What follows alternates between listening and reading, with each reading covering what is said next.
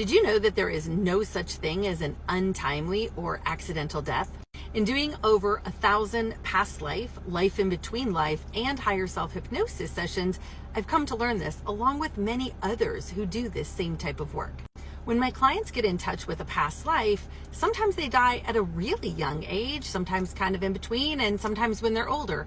And I always ask the same question: was this an accident or was it meant to happen? And the answer is always the same. Their souls determine when it's their time to go. When someone leaves this earth, it's pre-planned because we always plan several death doors. What I mean by that are different times, events, and occasions that we could possibly check out. If you're an adult, you've likely had at least one death door, and if you're still here, you've obviously bypassed it. Death doors are certain times and places that we have determined that this would be a good opportunity for me to check out if my soul feels it wants to check out at that particular time. For instance, I found out that I had a death door when I was 12 years old, and obviously I didn't take it.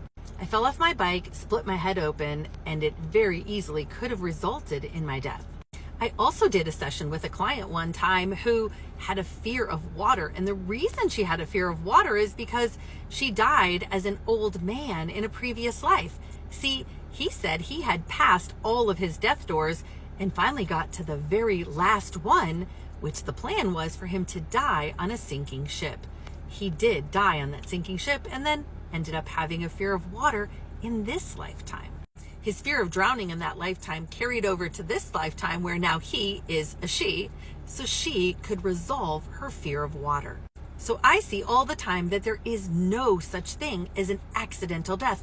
They're all planned, even if it was the death of an infant or a young child. In the case of really young children or infants, it's usually a lesson for those that are left behind, a lesson on the law of impermanence, or on grief or suffering, or something similar to that.